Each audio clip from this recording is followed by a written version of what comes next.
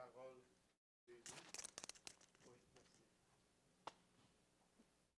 Pour ceux qui ne me connaissent pas, j'ai fait carrière comme médecin des yeux, ophtalmologiste. Puis ça fait environ 1 an que je suis retraité. Je dis aux gens, avant j'avais à cœur les yeux, maintenant j'ai les yeux sur le cœur. Pas pire, hein?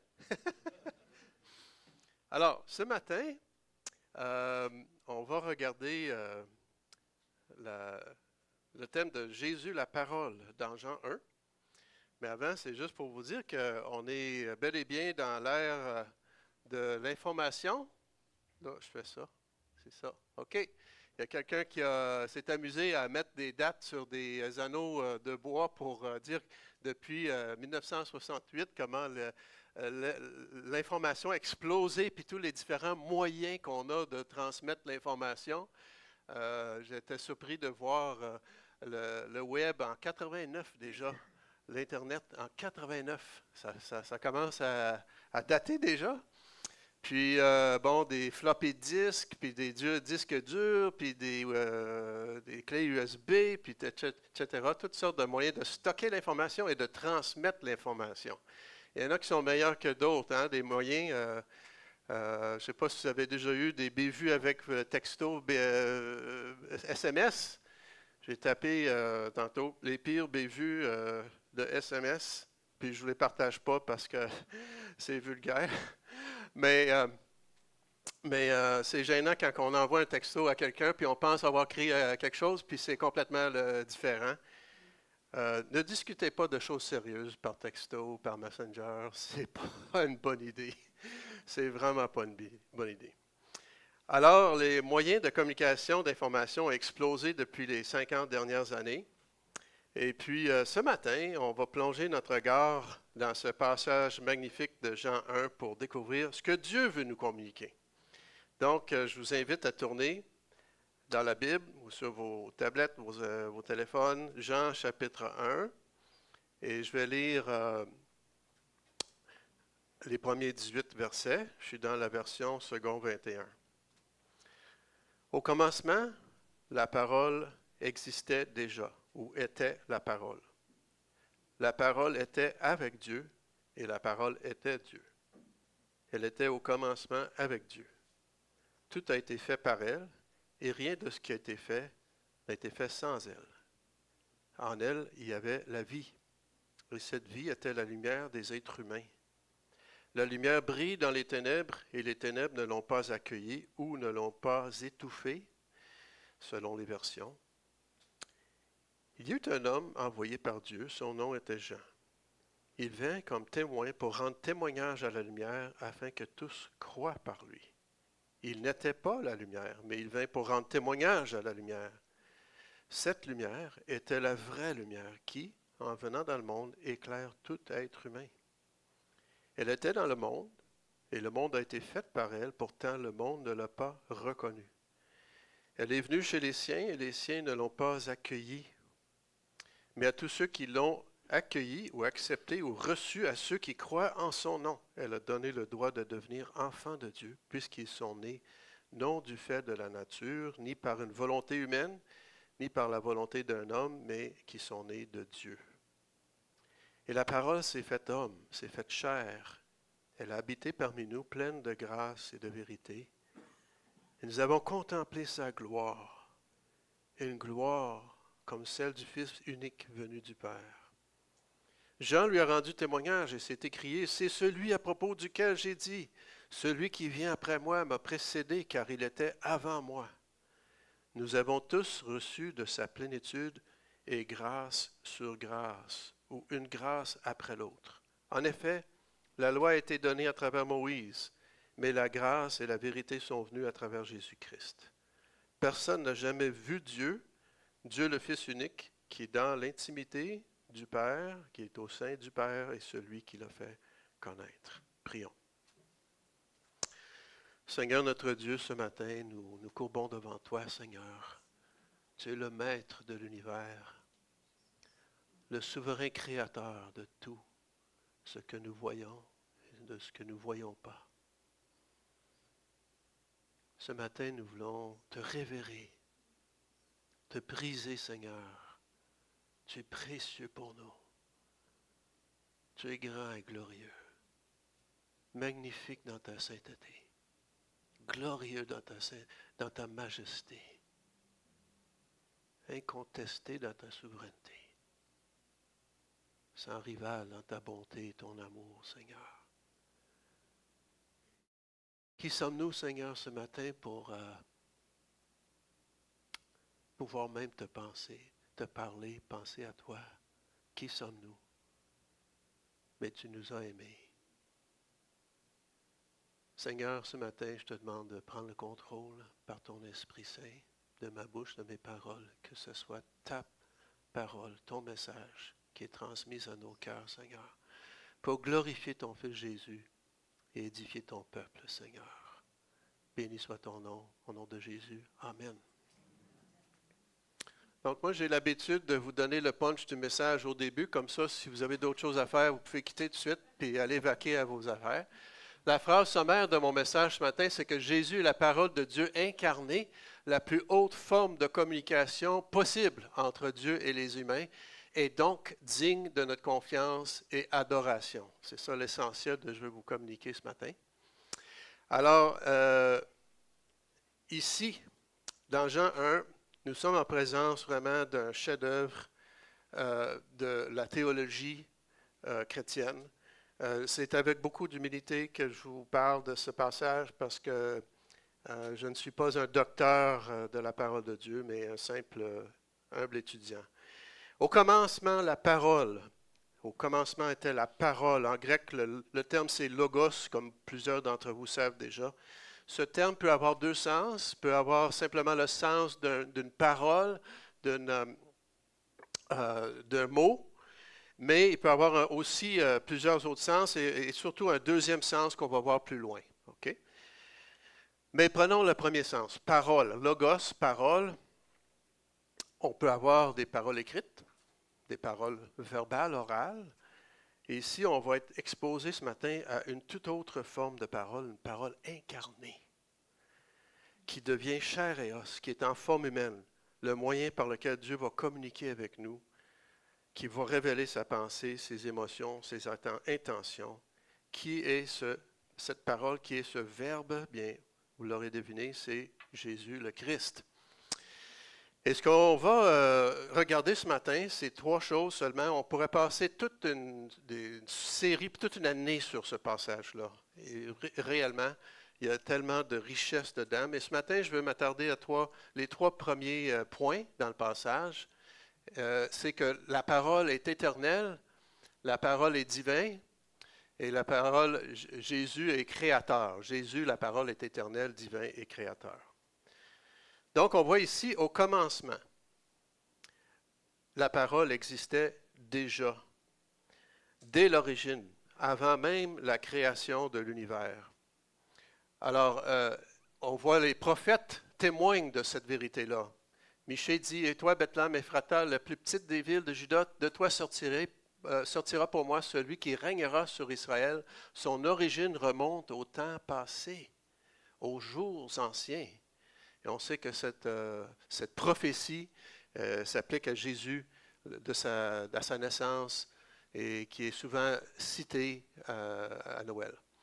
Deuxièmement, Jean, qui est venu baptiser, dit, c'est celui, on a lu tantôt, celui à propos duquel j'ai dit, celui qui vient après moi m'a précédé, car il était avant moi.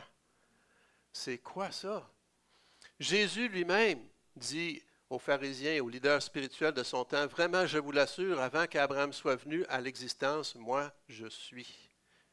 Et là, il voulait le tuer, avec des pierres, parce qu'il prenait le nom de Dieu, je suis Yahweh. Et finalement, aussi dans le jardin, lorsque Jésus priait, « Père, glorifie-moi de la gloire en ta présence, donne-moi cette gloire que j'avais déjà auprès de toi avant les origines du monde. » Donc, avant que Jésus existe comme homme, il existait comme Fils éternel de Dieu. Et on croit à un Dieu trinitaire. Maintenant, qu'est-ce que cela implique que la parole soit éternelle? Bien, c'est que la parole est en dehors du temps. Et tout ce qui est en dehors du temps est quoi? Éternel ne change pas. Ne change pas. Et ce que ça veut dire ce matin pour toi et moi, frères et sœurs, et ceux qui m'écoutent, c'est que Jésus ne change pas. Jésus ne change pas. Il est le même hier, aujourd'hui et demain. C'est ce qui nous est écrit dans Hébreux 13, 8. Il ne changera pas. Il est invariable. Il est le même, peu importe les circonstances. Et ça nous donne une sécurité, n'est-ce pas? Jésus est toujours aimant. Il est toujours fiable. Il est toujours présent. Il le restera toujours. Tu peux lui faire confiance. Dans ce monde qui est tellement changeant et les changements s'opèrent de plus en plus rapidement, n'est-ce pas? Eh bien, Jésus demeure le rocher de notre salut, le roc, et tu peux lui faire confiance. Amen. Tu es sécure si tu es dans ses bras d'amour. Et cela nous conduit tout naturellement au deuxième point. C'est qu'il est, comme on a vu, divin. La parole était avec Dieu et la parole était Dieu. Elle était au commencement avec Dieu. Donc, Jésus, la parole incarnée, est divin. Certains ont traduit la parole était tournée vers Dieu ou encore était présent à Dieu. Ce que ce verset nous communique, c'est qu'en se référant à Dieu, on comprend que le Verbe qui est identifié à Jésus, qui est le Fils unique de Dieu, fait partie de ce Dieu trinitaire. Il est entièrement divin et entièrement humain. À travers les siècles, il y a eu beaucoup de controverses par rapport à ce point-là. Soit que les gens mettaient trop d'emphase sur le fait qu'il était divin et diminuaient son humanité au point que ce n'était pas, il n'était pas accessible, ou qui diminuait, ça c'était plutôt ça, ce qu'il faisait, c'est diminuer sa divinité au profit de son humanité. La Bible nous dit qu'il était deux en même temps. La Bible nous dit que Jésus a pris sur lui l'humanité. Okay? Ça veut dire que sa divinité n'a jamais cessé d'exister. Il n'a pas rejeté sa divinité. Ce qu'il a mis de côté, c'était sa gloire, la position d'égalité avec Dieu. On voit ça dans Philippiens. Il a mis ça de côté, la position. Il s'est humilié. Et c'est marqué, il a pris sur lui. Donc, il avait sa divinité en dessous. Il a pris sur lui comme un vêtement l'humanité. Il était à la fois humain et divin. Et on le voit par ses réactions. Jésus pleure, Jésus a faim, Jésus a soif, Jésus est fatigué, Jésus souffre. Et toutes ces choses-là qui sont communes à nous. Et il a vécu des émotions comme nous. Mais on voit également sa divinité. Vous avez terminé, je sais, une étude sur l'évangile de Marc que Ben me disait. Qu'est-ce que vous avez vu à travers l'évangile de Marc? N'est-ce pas que Jésus n'était pas un simple homme? À travers les événements de sa vie, qu'il avait le contrôle sur quoi? Sur la nature, sur la maladie, sur les esprits, sur le péché, parce qu'il pouvait avec autorité pardonner le péché. Qu'est-ce que cela indique? Qu'il avait pleinement autorité sur tout et qu'il était donc divin.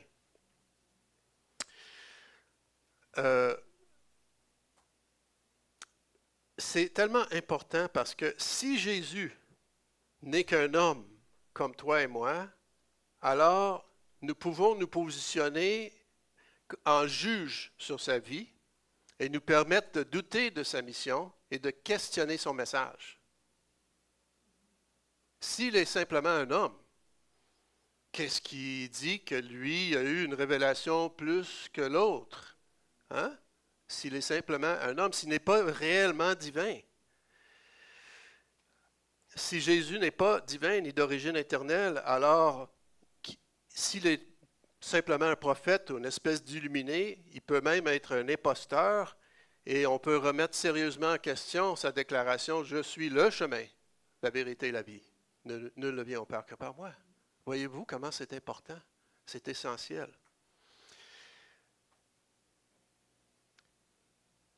Alors l'apôtre Jean ici nous présente la parole comme étant éternelle et de nature divine. Et comme nous dit Paul, il est l'image du Dieu invisible. Toute sa plénitude habite en lui. Il est pleinement Dieu. Le Fils est le reflet de sa gloire, l'expression de sa personne. C'est tellement glorieux, c'est tellement incroyable qu'on a de la misère. Moi, en tout cas, j'ai de la difficulté à vraiment saisir que Jésus soit l'expression parfaite de la personne de Dieu. Puis c'est là que j'aimerais réfléchir avec vous un petit peu aux différents moyens de communication. J'ai dit, on va regarder un petit peu que Jésus soit la parole incarnée. Donc, on peut avoir parole orale, parole écrite, mais là, on est devant une parole incarnée. C'est tout autre chose. C'est incroyable. Donc, réfléchissons un peu à qu'est-ce que ça veut dire de transmettre l'information et comment on fait, comment ça marche. Si je dis quelque chose ce matin, je prononce des sons, il a fallu que mon cerveau envoie des signaux électriques qui se propagent à travers les nerfs crâniens jusqu'à ma langue, jusqu'à mon larynx, jusqu'à mes lèvres, pour former des sons qui vont déranger la pression dans l'air et qui vont voyager jusqu'à vos oreilles. Hein? La pensée est l'origine là, mais elle est transmise premièrement par des courants électriques à travers mes nerfs. Mais le courant électrique n'est pas ma pensée. Qu'est-ce qu'elle fait? Elle fait que transmettre des impulsions aux muscles. Et mes muscles vont agir d'une certaine façon pour produire des sons. Les sons ne sont pas le message, mais ils transmettent le message. Là, ces sons-là frappent le tympan de votre oreille. Le tympan de votre oreille vibre. Le tympan n'est pas le message, mais le tympan transmet le message au nerf de votre cerveau. Et là, ça redevient un signal électrique qui remonte jusqu'à votre cerveau. Et votre cerveau décode tout ça pour comprendre le message. C'est fou, hein? C'est fou.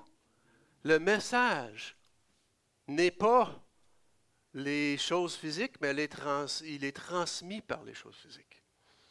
Ou si je décide maintenant, si tu décides de prendre le message que tu as entendu et prendre des notes, alors là, ton cerveau, il envoie des signaux aux muscles de tes mains. Tu fais des lignes sur une page. Les lignes ne sont pas le message. Mais la forme des lignes, l'orientation des lignes et le regroupement des lignes forment le message. Quelqu'un peut maintenant lire ça. Les ondes de lumière frappent la page, vont stimuler sa rétine. C'est fou, hein?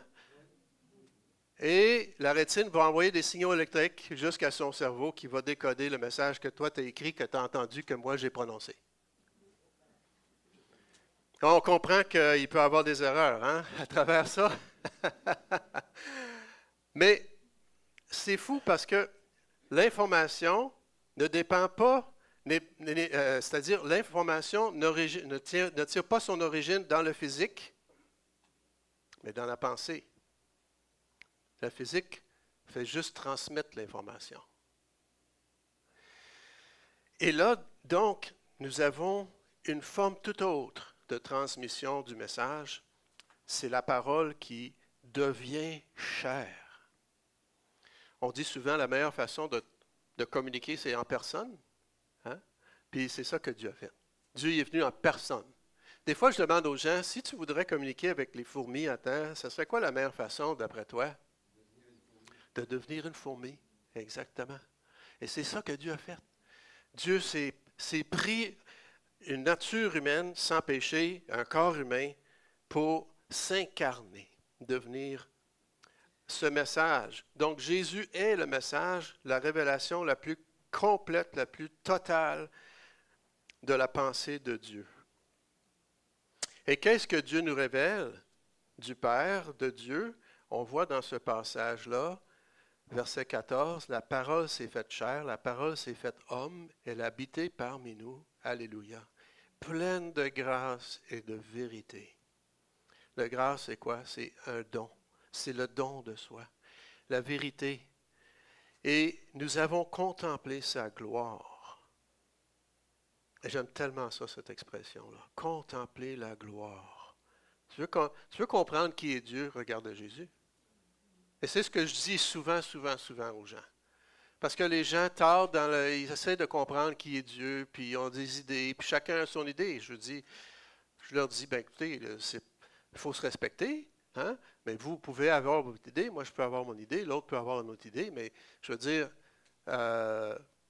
comment est-ce qu'il est vraiment Dieu? Ben Jésus prétend être la révélation complète de Dieu. Si on veut savoir c'est qui Dieu, ben allez voir qui est Jésus. Et souvent je dis aux gens, as-tu déjà lu l'Évangile? Puis s'ils me disent non, je vais leur dire, ben écoutez, l'an passé, on était en voyage, ma femme et moi. Il fallait qu'on transfère à Athènes. La ville d'Athènes en Grèce, j'ai toujours rêvé de visiter Athènes. Là, on arrive, on atterrit à Athènes, on est dans l'aéroport, puis on est assis, on attend, puis je dis à Lorraine, hey, sais-tu quoi? On est à Athènes. Mais on pourrait dire qu'on a été à Athènes. Bon, on n'a jamais visité Athènes. On n'est jamais sorti de l'aéroport. J'ai dit, c'est comme ça les gens qui pensent, qui connaissent quelque chose de Jésus sans avoir lu l'Évangile. Si tu n'as pas lu l'Évangile, ben là, ça presse. Il faut que tu lises ça au moins une fois dans ta vie.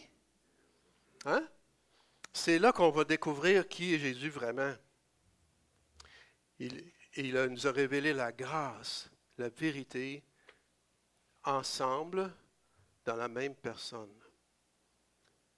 La grâce de ne pas te donner ce que tu méritais et de te donner plutôt ce qu'il méritait, Jésus. Jésus a pris ce que tu méritais, le jugement de Dieu, et il veut te donner ce que lui méritait, la place auprès du Père. Donc Jésus est la révélation parfaite de Dieu. Il est la parole incarnée. Celui qui m'a vu, dit Jésus, a vu le Père. De plus, qu'est-ce qu'on voit dans ce passage, troisièmement? C'est que Jésus est créateur. Et c'est un point extrêmement important ici. Extrêmement important. On va voir pourquoi. Je vous ai dit que le logos comportait au moins deux sens dans le grec, celui d'une parole, mais aussi dans la pensée grecque, logos peut vouloir dire le principe organisateur autour d'une question. OK? Donc, c'est de là qu'on tire notre mot logique, logos, logique. Donc, un principe organisateur, un raisonnement qui est le fondement de quelque chose. Donc, c'est une notion qui est exprimée lorsqu'on parle, par exemple, de différentes sphères d'études, comme archéologie. C'est ça, c'est le mot logos, là. C'est tout ce qu'on peut savoir, tout ce qu'on peut penser sur ce domaine-là de archéo, qui veut dire l'ancienne culture, etc. Archéologie, géologie, tout ce qui comprend tous les principes et les compétences qui encadrent le domaine de géo, qui veut dire la terre, les couches de la terre, les roches, etc. Ophtalmologie, c'est tout ce qui concerne les yeux. Donc, la pensée, la logique par rapport à tel ou tel domaine, en choisissant de représenter Christ comme le Logos, on comprend quoi? Eh bien, qu'il est le principe organisateur non seulement d'un domaine, mais de toute l'existence humaine. Wow! Hey, ça c'est merveilleux! Il est le Logos, le logis de tout. Dans les dernières décennies, les scientifiques sont à la recherche de la théorie de tout. Je ne sais pas si vous êtes au courant de ça, là. Mais il y a des lois physiques qui régissent certains domaines de l'existence, de la physique, de l'univers, puis d'autres lois qui ont découvert qui régissent d'autres choses, et puis qui ne sont pas capables de les mettre ensemble. Et quand tu appliques certaines lois à certains domaines, ça ne marche plus. Donc, ils sont à la recherche de la théorie de tout, de l'unité, du principe unitaire. Bien, c'est Jésus qui est le principe unitaire. Jésus est le logos, le principe unitaire, qui unifie tout ça, qui est à la base de tout ça. J'aimerais vous faire un petit cours sur la cosmologie. C'est quoi ça, la cosmologie? C'est le cosmos, c'est l'univers, c'est ça, exact. Les origines de l'univers. Chose fascinante, j'ai découvert il y a à peu près un an, je ne savais pas, que à partir des années 1800, les scientifiques, étant donné qu'ils commençaient à comprendre avec les télescopes l'immensité de l'univers, et à partir du fait que les étoiles ne bougeaient pas, ils sont comme venus à la conclusion que l'univers est infini. OK? L'univers est infini. Si l'univers est infini, ben l'univers n'a ni commencement ni fin. Donc l'univers est infini dans l'espace et dans le temps. Et donc l'histoire de la Bible, on jette ça. On n'a pas besoin de Dieu parce que l'univers a toujours existé, puis l'univers est infini. OK? C'est comme ça qu'ils ont commencé à penser. Je ne savais pas ça. Sauf que, en 1917, un certain Albert Einstein publie sa théorie de relativité. Bon, il y a beaucoup de gens qui ne comprennent pas l'idée de relativité. Ils pensent que ça veut dire tout est relatif. Non, non. Non, non. Ça veut dire qu'il a mis en relation, théorie de relativité, il a mis en relation temps, énergie, espace, matière. OK? Les sont tous interliés. C'était phénoménal comme découverte. Mais le corollaire, les implications de ces découvertes-là étaient que le temps, l'énergie, la matière avaient un commencement, avaient un début. Et là, Einstein, convaincu que l'univers était à l'infini et éternel, ne voulait pas croire ça, donc il a mis une constante X, un facteur X dans ses équations pour compenser pour ça. Une constante arbitraire. Et là, les autres physiciens lisaient ses documents, ses thèses, ils disaient, Einstein, c'est quoi ça? Ben, c'est parce que si je ne mets pas ça, l'univers a un début et une fin aussi. Ah, OK, mais c'est complètement arbitraire. Oui, je sais. Complètement arbitraire. Basé sur absolument rien. En 1929, l'astronome Edwin Hubble découvrit que les galaxies lointaines s'éloignaient progressivement de la Terre. Oh, donc ça bouge, l'univers. De plus, en 1965, deux astronomes ont accidentellement découvert la radiation de fond, qu'on appelle le rayonnement cosmologique de fond, qui avait été prédite par les calculs des physiciens autour de 1948, si l'univers avait bel et bien eu un début. D'autres preuves scientifiques ont suivi, de sorte qu'en 1965, la communauté scientifique n'a eu autre choix que d'accepter que l'univers avait bel et bien un début et qu'ils ont appelé le Big Bang. Maintenant, encore une fois, je ne veux pas vous scandaliser, mais il y a des chrétiens qui croient que le Big Bang, c'est mal, c'est péché, c'est mauvais, tout ça, parce que c'est mal compris. Ils pensent que quand on dit Big Bang, ça veut dire que tout est apparu, la vie sur Terre et tout ça, c'est apparu comme ça, tout seul. Non, c'est pas ça. Le Big Bang, ce que ça veut dire, c'est que l'univers a apparu à un moment précis dans le temps. Avant ce temps-là, aucune matière, aucune énergie, zéro temps. Il n'y a rien avant ce temps zéro-là. Il n'y a rien. Il n'existe rien avant ce temps-là. OK? Fait qu'ayez pas peur du Big Bang. OK? Il y a juste un astrophysicien. Je vais sauter là-dessus. Sauter ça. Je vais revenir là-dessus. OK, je ne l'ai pas cité. OK, d'accord. Désolé. Un astrophysicien Robert Jastrow, un astronome célèbre qui fonda l'Institut Goddard d'études spatiales de la NASA, écrit en 1978 dans son volume Dieu et les astronomes. Il dit ceci: quand un astronome écrit sur Dieu, ses collègues pensent qu'il est soit dépassé, soit complètement fou. Dans mon cas, il faut comprendre que je suis agnostique en matière religieuse. Il ne sait pas s'il y a un Dieu ou non. Mais il poursuit. Maintenant, on voit comment les preuves astronomiques mènent à une vision biblique de l'origine du monde. Oui. Et il a poursuivi dans son livre en disant, les physiciens luttent, on va emprunter une expression, là, comme un diable dans l'eau bénite, contre cette idée-là, mais la preuve est là. Que ce que la physique a prouvé, ça appuie la vérité biblique. Qu'il y avait un commencement, exactement.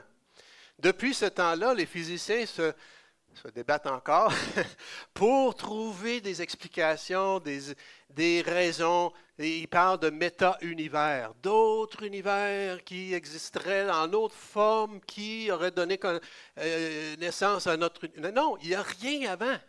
Il n'y a rien avant. C'est zéro.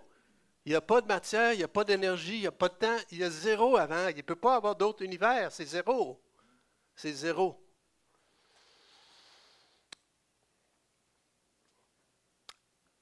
Cela prend un être qui n'est pas physique, qui est en dehors du temps, mais qui est infiniment intelligent pour créer cet univers d'un ordre époustouflant. Et la science, en fait, est limitée à l'observation et à la manipulation du monde physique, mais ne peut rien nous dire de ce qui est en dehors du monde physique, de ce qui est spirituel, sauf pour constater ses effets. Et ce qu'on observe, c'est qu'il y a de l'ordre, il y a des lois, il y a des constantes qui gouvernent tout cet univers. Il y a donc une intelligence derrière. La matière ne peut pas créer l'information, la matière ne peut que transmettre l'information. Et là, je vous donnais l'exemple de l'ADN. L'ADN, c'est ce qui encode tout ce qui se passe dans nos cellules, toutes les protéines qui fonctionnent dans notre corps. Mais l'ADN, c'est comme le programme informatique qui gère tout à l'intérieur de la cellule.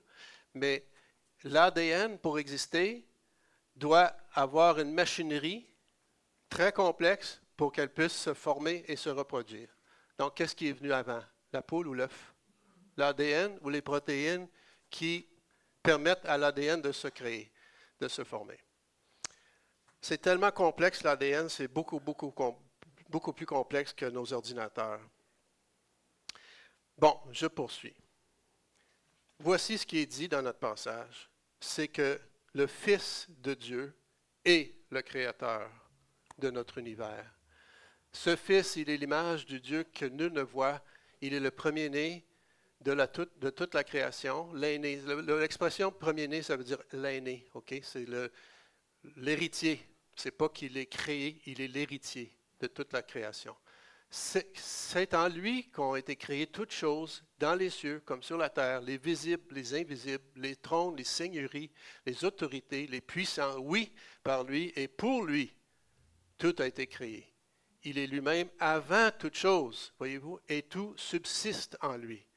C'est phénoménal. Ça, c'est la cosmologie chrétienne. Et c'est la vraie, en plus. Maintenant, qu'est-ce que ça change?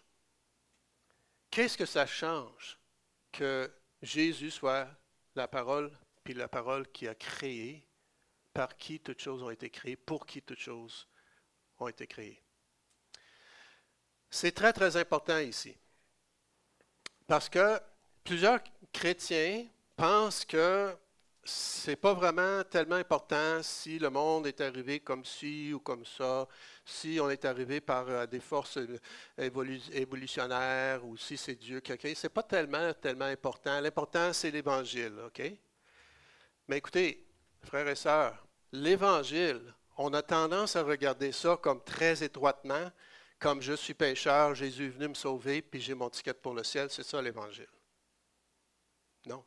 L'Évangile n'a aucun sens si il n'y a pas eu un Dieu créateur. Je vais vous l'expliquer. C'est très, très important. L'Évangile, il faut prendre un pas de recul et regarder l'ensemble du portrait. La première chose qu'il faut comprendre, c'est que, qu'est-ce que ça change? C'est que tu n'es pas Dieu. Oh, tu n'es pas Dieu. Tu n'es pas à l'origine de ta vie ni de ta survie. ton être, ton existence dépend d'un autre. Okay? Ça, c'est fondamental. Et souvent, on passe rapidement ou pas du tout sur ces points-là quand on parle de l'Évangile. Mais c'est très, très important de parler de ces choses-là. Pourquoi? Je vais vous l'expliquer. Les êtres humains ont tendance à vivre dans une sorte de bulle d'autosuffisance arrogante, prétentieuse, pensant tout contrôler. Mais la réalité, c'est qu'on ne contrôle absolument rien de notre vie ni de notre survie. Et là, je vais vous parler encore en termes techniques. Ici, on a l'image de Hugh Ross, un astrophysicien, qui, il y a plusieurs années, s'est amusé à évaluer les facteurs nécessaires à la présence d'existence de la vie sur Terre ou sur une planète quelconque. Okay? Puis ce qu'il a identifié, c'est 122 facteurs. J'ai été trop vite là, ok, c'est correct. 122 facteurs, comme quoi? C'est quoi ça, ces 122? Bien, la température à laquelle l'eau bouille, la température à laquelle l'eau gèle, ok? La distance de la Terre avec le Soleil, l'angle de la Terre au Soleil, la présence de la Lune autour, ça a une fonction très, très, très importante. Le champ magnétique, savez-vous, le champ magnétique, le pôle Nord et tout ça, il y a un champ magnétique qui recouvre la Terre au complet. Saviez-vous que ce champ magnétique-là nous protège des rayons nocifs du Soleil? Il y a des rayons que si on n'avait pas de champ magnétique, il n'y aurait pas de vie sur Terre, là. Les rayons, oui, on serait complètement brûlé. Je ne vous parle pas des ionosphères, là. C'est juste le champ magnétique. C'est quoi le magnétisme? Les scientifiques ne sont même pas capables de dire c'est quoi. On n'est pas capable de dire c'est quoi. On sait que ça existe. On sait ses effets, mais on ne sait pas c'est quoi. En tout cas, 122 facteurs. La force de gravité, écoutez celle-là. La force de la gravité est tellement, tellement, tellement précisément contrôlée qu'il faut prendre 37 zéros après le point-virgule. Là. OK, 0,0, 37 zéros. Puis là, si tu changes le 37e chiffre, mettons de 1 à 2, la vie n'existe plus sur Terre. Non seulement ça, mais il faut que le rapport entre la force gravitationnelle, qui est contrôlée à 37e, 10 au 37, là, bien, il faut qu'elle soit équilibrée avec la force de fusion nucléaire. Sinon, le Soleil n'existe pas.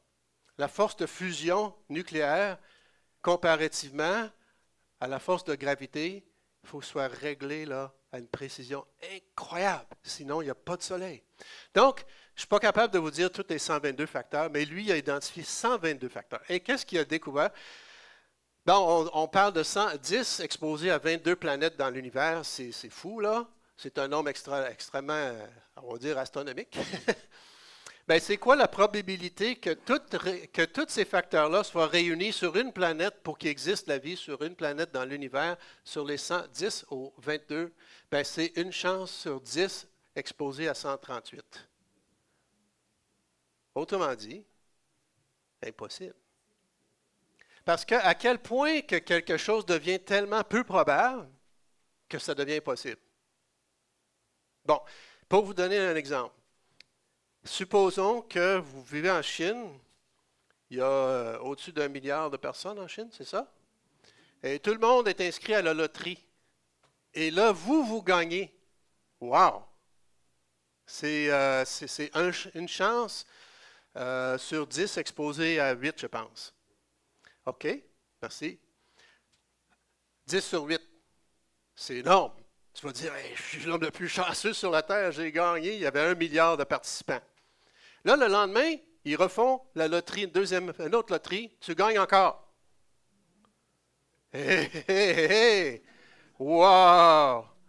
Troisième journée, encore une autre loterie, tu gagnes encore. Et comme ça pendant 1 mois et demi. Je pense qu'après 3 jours, la police chinoise va débarquer chez vous pour savoir ce qui se passe. Hein? Parce qu'à un certain nombre de chiffres, là, on dit, tout le monde sait, c'est impossible. C'est quoi le chiffre? Je ne sais pas. Mais, je vais vous poser une autre question. vous prenez l'avion pour aller en Europe, je vous dis, il y a une chance sur 1000 que vous allez mourir dans l'avion. Allez-vous prendre l'avion? Non? Je peux penser plus téméraire que ça.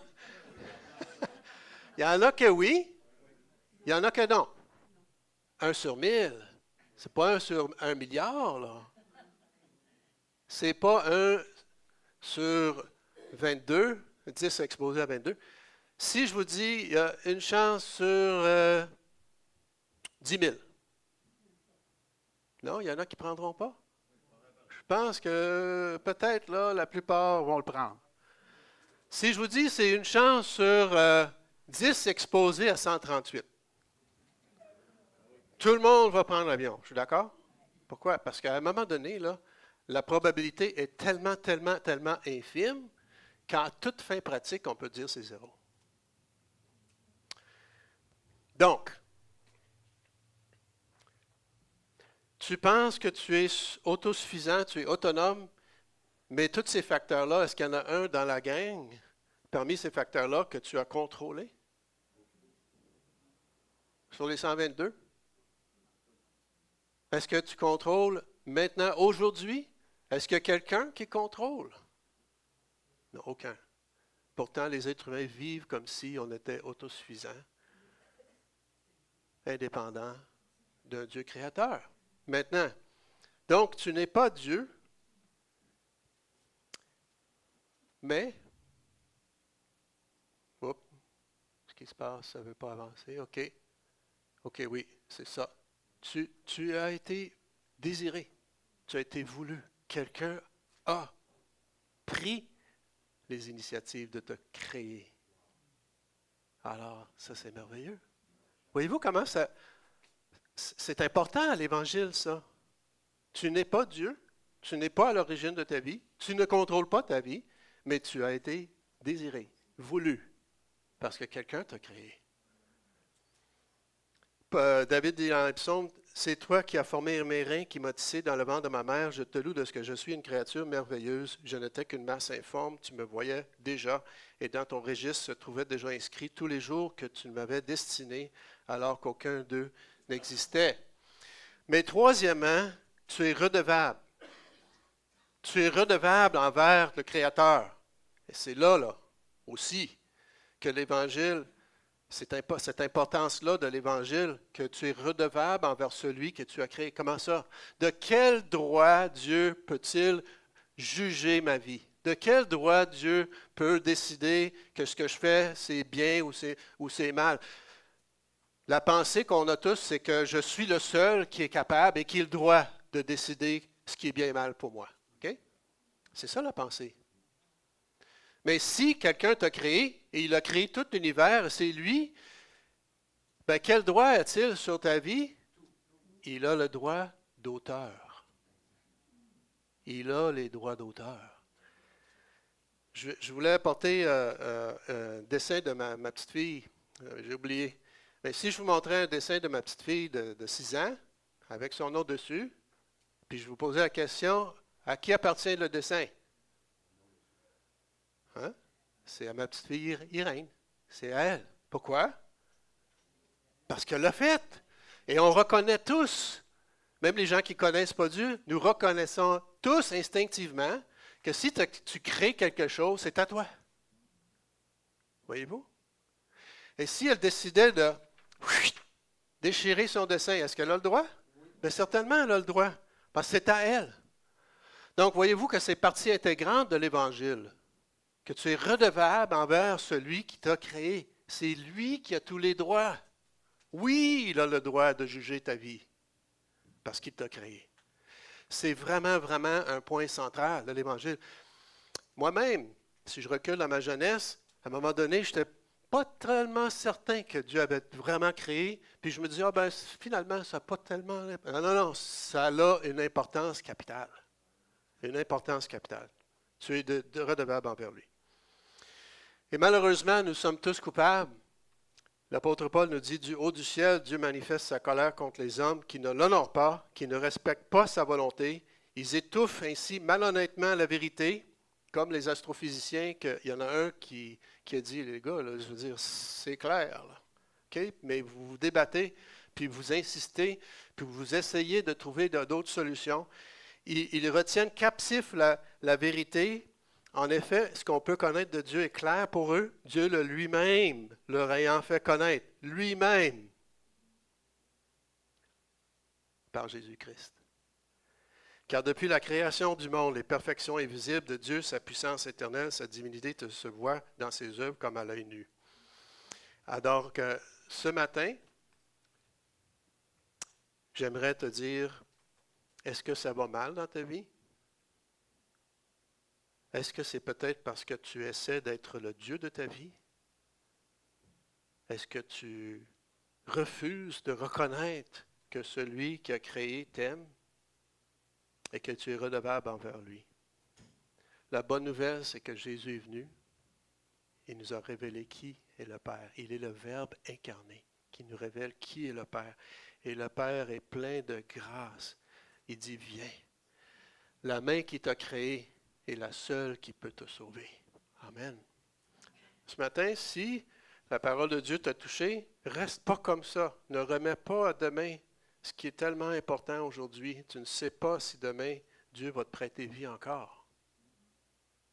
Il faut que ça se règle aujourd'hui. La Bible dit c'est aujourd'hui le jour du salut. C'est aujourd'hui. Demain, on ne sait pas. Que le Seigneur vous bénisse. Désolé, j'ai été un petit peu overtime.